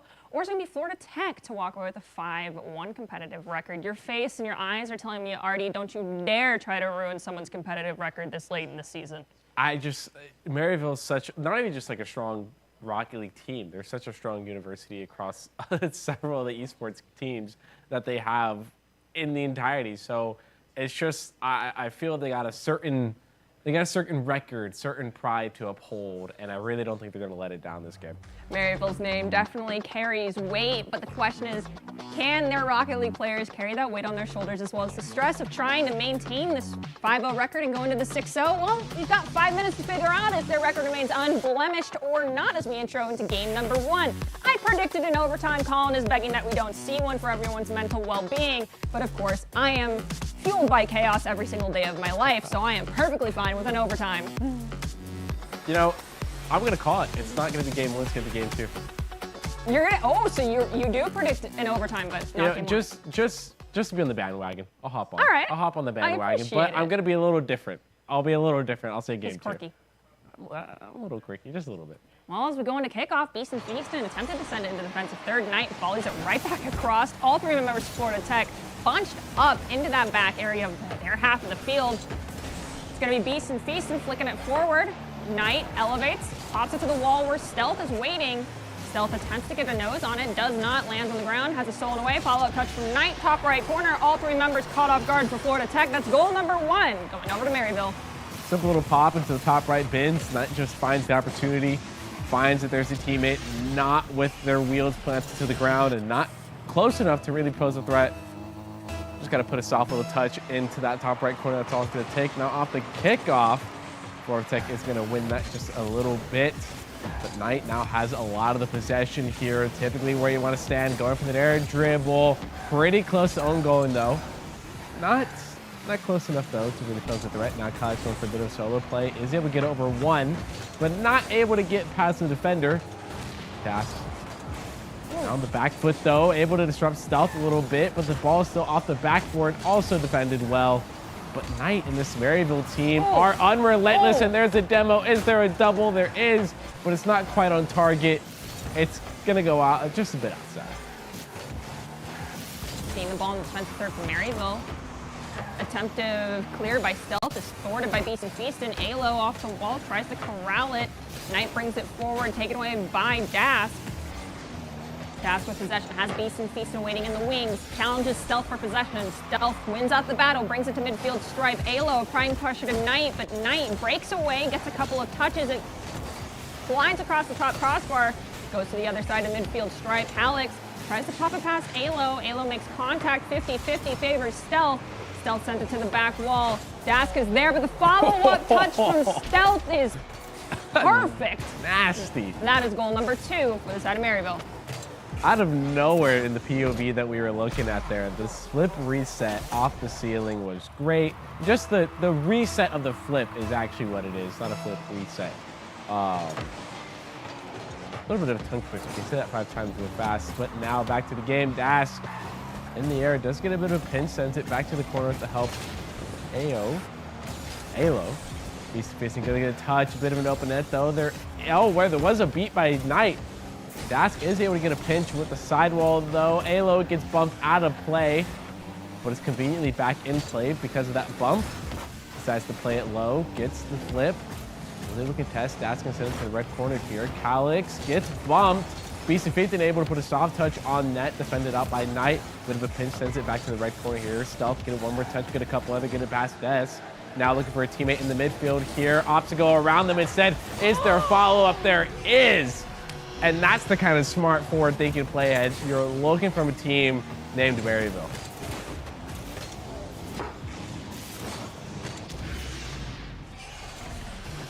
Maryville now places themselves firmly in the lead in 3-0 as we're getting ever so close to that 2-minute and 30-second mark. Dask off the back wall has Beast and Feastin waiting for them, but Beast and Feastin, as I'm mentioning his name, Calix demos them. Dask loses possession. Calix decides to gets demoed by demos Cast. Beast and Feastin off the back wall tries to give to Alo for the clear. It's in the corner. Challenged by Calix, sends it to midfield stripe where Stealth is waiting. Question is, will we see the breakaway finally come through for Florida? Instead, it's Knight to elevate, steal it right back, send it to midfield stripe, gets it around Dask. Beast and once again demoed. Stealth off the wall. Alo intercepts. Dask looking to grab the ball at midfield. Has Alo for assistance, but Knight steals the ball away off the shot, pops it up over Beast and Feastin, pops it over Beast and Feastin again, but Alo intercepts off the back wall. Ball is sent to the corner, defensive third from Maryville. Alo is getting pressured by Knight, loses possession. Knight has Dask in front of them. Dask pressures one off the ball. Beast and Feastin once again taking all of the anger from Maryville, getting demo after demo onto himself. Alo going for the touch, wasn't able to quite get it. Stealth's up now. Was looking for the solo play, not able to quite get it done though. Knight elevates, gets the touch off the wheels, looking for the double. Is able to get it. Alo gonna keep it in their corner though. Stealth is gonna get one touch and dip out real quick. Knight tries to fake, goes to the shadow defense instead. Gonna pay off though. Bit of a poor touch though. It is defended well, but there's a shot again. Stealth again, 2 for 2. Gonna save the ball. Alo trying to put it back on target here. The backboard defense by Stealth is through again. Less than 1 minute remaining. Knight with the attempted shot, saved by Dask. Alo slows the ball down right in front of their defensive third, gets it across midfield stripe. It's gonna be Dask with possession. Knight applying pressure to Beast and Feastin, but Alo has none. Alo takes the shot, Stealth steals it away before it's even accredited by the system. Now at midfield stripe, Dask goes for the challenge, gets the ball around one. Calix demos Alo. It seems to be the name of the game for Maryville now, is take one player out consecutively, make it harder for them to sustain, stay alive, and keep the ball out of their own defensive third. Alo dunks the ball down off the ceiling. It pops up. It looks like Beast and Feastin and Dask are in front of all of the defense for Maryville. Dask's shot is not on target. We're last 10 seconds. Alo making a desperate attempt to find one goal for the side of Florida Tech before they walk away game one with a goose egg on the scoreboard. It definitely felt like Maryville was a step or two ahead of Florida Tech for that game. It just did not seem much like Florida Tech had anything to say, a rebuttal against Maryville. It's one of the things I've always talked about in terms of when you want to play fast, you play with no hesitation. I feel like that is a thing with almost any sport and any esport there is competitively, an FPS or Rocket League. When you play with no hesitation and you play with absolute certainty of what I need to do and what my teammates are also capable of, when your teammates are that good and you're that good and you all have this understanding and you're all singing Kumbaya, you end up being a very difficult team to beat. Are you telling me Calix was singing Kumbaya while getting a grotesque amount of demos? I know you've been in competitive collegiate player comms before, and you're telling me those aren't some of the weirdest comms you've ever been a part of. I have definitely been a part of some very strange comms. So you never know. You never know. Well, it looks like Maryville is once again on the assault, takes the first shot of game 2. It's going to be stolen away by Alo, sent back to midfield. Try Beast and Feasting, goes through the redirect all the way from the mid. Double commit, Stealth will be the one to make the save. Das plays it off the wall, loses possession. Elevation from Alo from the back wall. Looks to take the ball from Calix, cannot do it. Beast and Feast instead comes in, gets it around 1, doesn't get it past Stealth. Stealth now in the corner, looking to corral the ball from their defensive third, sends it to Calix, but Alo returns the favor. The bloodthirst finally sinking through, demoing Calix, our demolition expert from the previous game. Can't be a threat thrown off the field. It's just sort of how that ends up working out. Stealth off the sidewall, trying to make something happen. Wasn't able to quite get it through. Knight as the last defender. Got to play some shadow here, but Calix pays it back in double, gets 2, gets a bit of revenge. Knight trying to press the ball forward, not able to quite do it, gets the ball stolen. Alo trying to get the ball to continue going forward. Das does get a follow-up demo as well. Seltron trying to find a teammate in the midfield to put a shot in net, wasn't quite able to do it. Alo with possession gets beat out by Knight though. Beast now has to put it bit in reverse. Das the one to intercept. Knight gets another demo and a pitch off the sidewall, or near the sidewall, off the top of. No way. I don't know whose car that was. Is that my first ever on broadcast Cuxer thing? I don't know if that was a Cuxer pinch. I didn't have the right angle. I honestly wasn't looking at that. I was looking at the. I think at the own goal. But we'll credit it. We'll credit it. Well, that's making up for the blunder. That's the first goal for Florida Tech.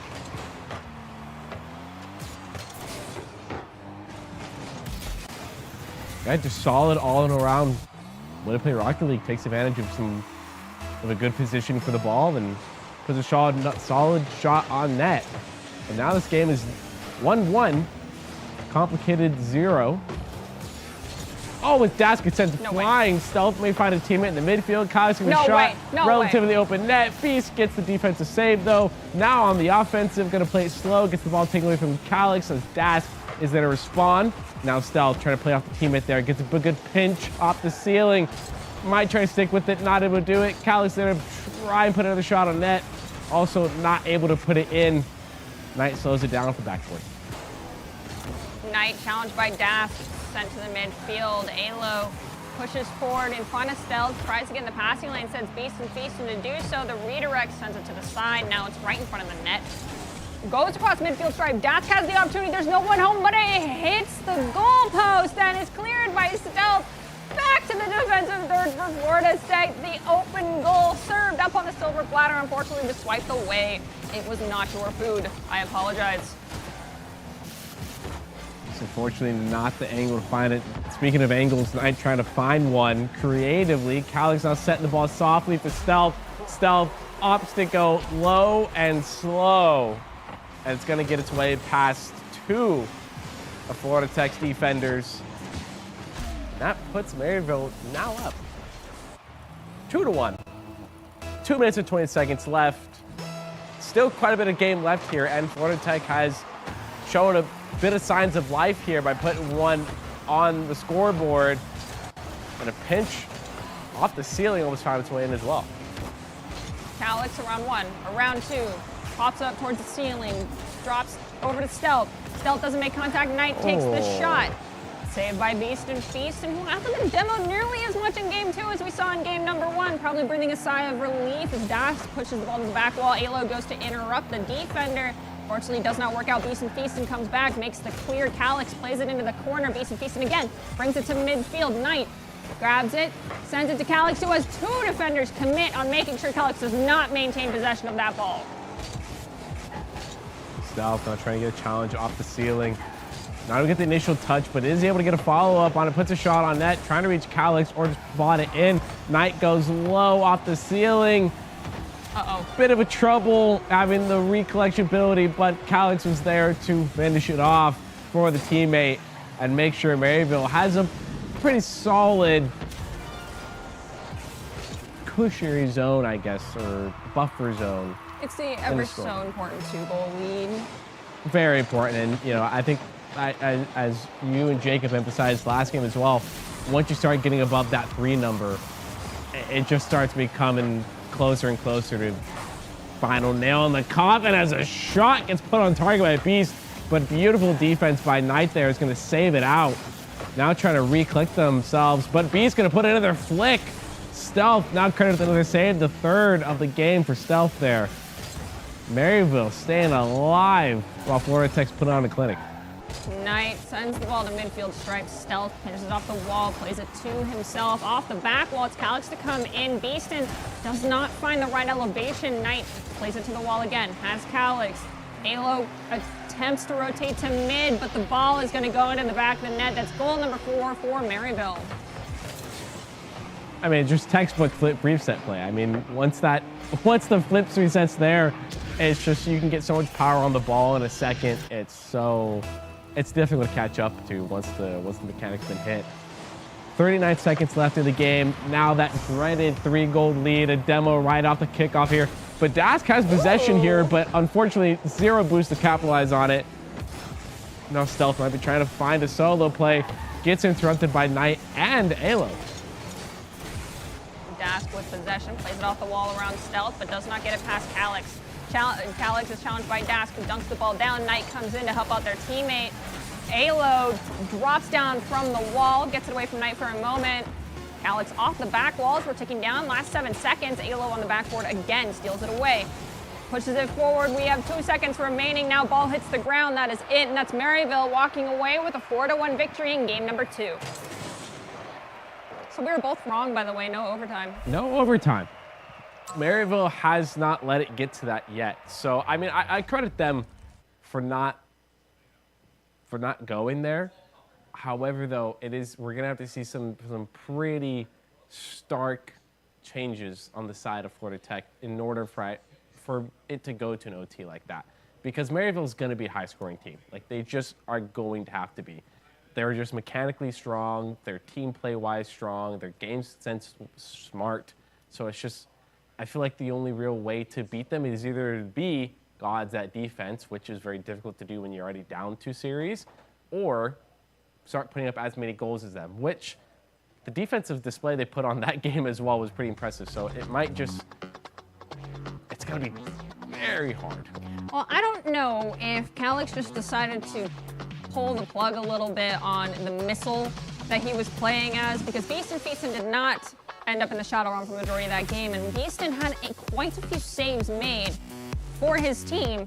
So if they can continue to facilitate and allow Beaston to survive and stay more in that midfield zone, make sure clears aren't being done easily, doesn't give the ball away for free, and we let the other 2 commit to being that offensive pressure, perhaps we'll see a little bit more success here for Florida Tech. As well as 3 shots on net as well. That were very good shots as well that could have found their way at the back of the net on any given day. Now back into game 3, match point for Maryville. Will they 3-0 this series, or will Florida Tech be able to grab one and stay alive? Got to stick around for 4 minutes and 42 seconds longer to see that happen. Knight off the ceiling, gets the flip reset, gets 1 touch, trying to get the power of friendship in there. The stealth. Oh, and Knight trying to make it creative, wasn't able to find the touch, and Alo's going to be the one to clear it. Stealth pops the ball up, goes to Knight. Dask looking for an opportunity to snag it off the back wall, does so, gets a flip reset, plays it, does not play around Calix. Said it's going to be Calix to Stealth. Calix off the back wall with the double touch, threads it past Beast and Feast, and that's goal number 1 for Maryville. Already this team, I mean, the passing setup, you just can't get any cleaner than it. You simply cannot. The control this team has over the ball and their possession is just next level, and you've got to put up that level of contest if you want to stick in the ring with this team for very long. But it's only 1-goal game, so nothing's completely out of it yet. Dash now to contest off the side wall, is going to be able to get it past 1 Stealth, gets 1 touch, followed by the second on the side. Beast puts a shot on net, saved out by Knight. Dash now to quickly rebuttal here, could be interesting. Beast not gonna have to make a touch, opts not to go for it, leaves it for Alo. Alo might be looking for the double, not able to quite get to it. Stealth's there instead, gets it around Beast. Dask is now on the 3rd, going to be put in a tricky situation. Gonna opt just to rotate back-to-back post. Alo gets a good defensive save there. Now only 1 defender in the net for the side of Maryville, but Dask not able to find the teammate in the middle. This could be trouble. Not a whole lot of boost on the side of Florida Tech as well. Knight is going to be demoed by Dask in the corner. Alex will steal the ball, send it to midfield. Knight off respawn, pushes it back against the wall, leaves it for Calix. Both in offensive positions, manages to let the ball go off the back wall to Stealth. Finds goal number 2 for Maryville. Just an absolute banger of a shot right there. Just the placement, the power, and they were pretty close to saving that ball as well. That's all I want to mention. That was millimeters away from a touch that sends that ball going completely in a different direction. Good shooting by the side of Maryville there. They're now up 2-0 with sub 3 minutes left in the game as Knight gets the touch with the wheels, gets the flip reset, a double, tries to set up Calix for the redirect. It was almost a highlight reel play, but unfortunately not this time around. Calix almost flat to the goal, takes a shot, but it does not find its path to the back of the net as we have Knight come in, send it to Calix, just playing off the back wall, who flicks it to Stealth. Stealth in the air, back to Calix, and dunks down off the ceiling. Probably not what the side of Maryville was looking for. Stealth slows the ball down, has it stolen by Alo, but Knight, who'd rotated to the back post, quickly comes forward. Ball drops out off the ceiling. Dash tries to make contact, does not find it. Knight pushes the ball towards the ceiling. It drops down to Stealth, but Alo makes contact first. Knight will flick it, center it up for a teammate, but Dash will interfere. Calix goes for the shot on net. It's pushed away. Ball at midfield stripe was Stealth. Stealth was also pushed away from possession. Feaston tries to come in, does not make contact and get involved with the play. Ball is in front of the net for Florida Tech. Just a touch on it. Oh! I think Knight just accidentally got rid of his own goal-scoring opportunity. We're now at the 1 minute 40-second mark. Knight's gonna reset it, do it again, gets the flip reset, tries to go for the double. It's unsuccessful, and on the ground, Alo will push it forward to the midfield stripe. Calix will stop the ball dead in its tracks as Das dunks it down. It goes to Knight. Looks like they're going for a coast-to-coast play if you're Maryville right now, but Feaston looking to capitalize on the open net because they're trying to be too flashy. That's Florida Tech with their first goal. And that's just a really good passing play there. I love it when teams are coordinated enough to send the ball from shallow goal position inside that first net, that net position into deeper midfield. I absolutely love it.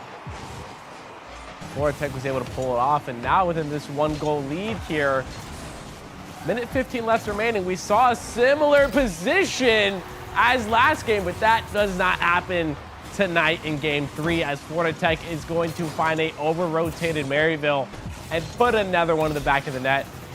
We got to score a tied game.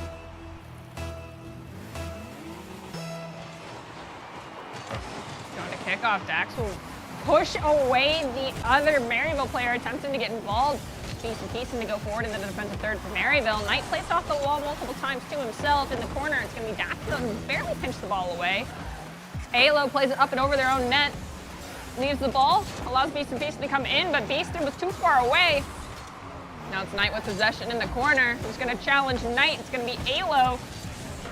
Alo challenged by Stealth. Dax is waiting for an opportunity to help out their teammate. Does find it, but pushing on the ceiling, it was Calix waiting. Feaston sends the ball to midfield, crosses into defensive third for Maryville to 2-on-1 against Alo. Dax comes in, tries to steal the ball away from Knight.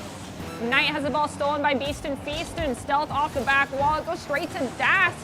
Feaston in the corner.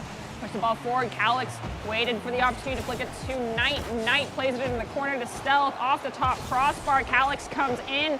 Ball is almost in the back of the net as Dax pinches it down against the ground and into the corner. 10 seconds left. Calix up in there. Has enough boost. Stealth and Knight also having adequate boost as well. Stealth trying to meet. Oh, the shot potential. It was there. But Feaston, the absolute wall for Florida Tech on the defensive side. Also quite the goal scorer to boot. Now Dash on the offensive, trying to go for the 50, isn't able to do it though. Alo sends it around. Beeson was there, attempting to put a shot on net. Knight gets it up and over. It gets bumped out of the way as well. The boom to the other side of the corner.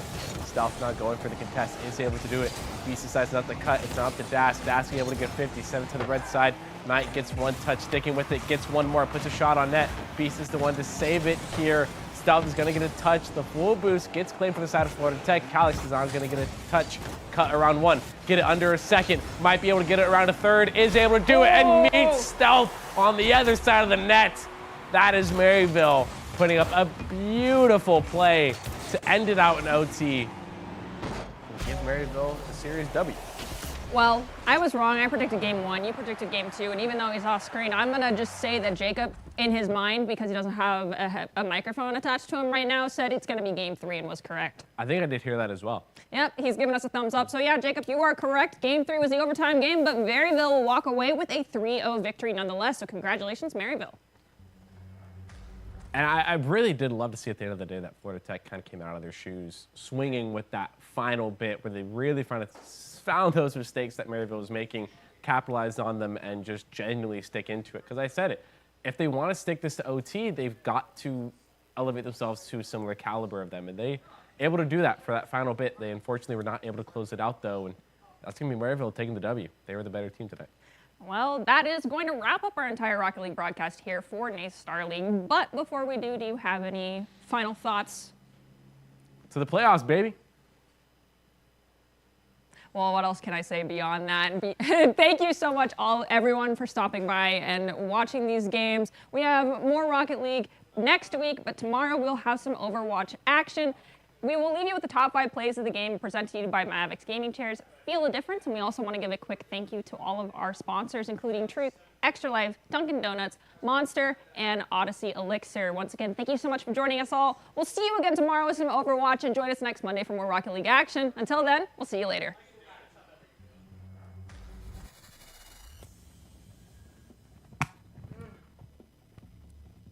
Maryville's name definitely carries weight, but the question is, can their Rocket League players carry that weight on their shoulders as well as the stress of trying to maintain this 5-0 record and go into this?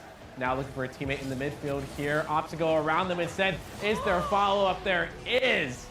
And that's the kind of smart forward they can play ahead. Wall again has Calix.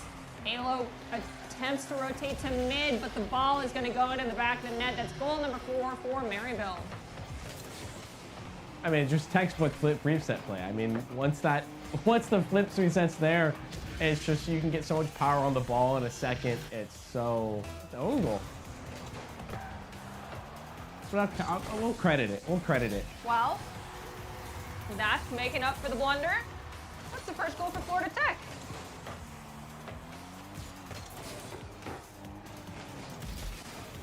Guys, just solid all around. Way to play Rocket League. Does not play around Calix. Said it's going to be Calix to stealth. Calix off the back wall with the double touch. Threads.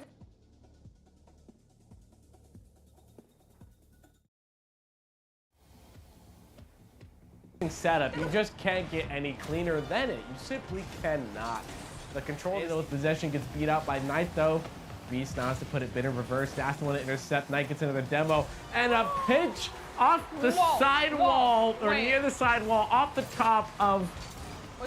No way. I don't know whose car that was. Is that my first ever on broadcast touch, I think?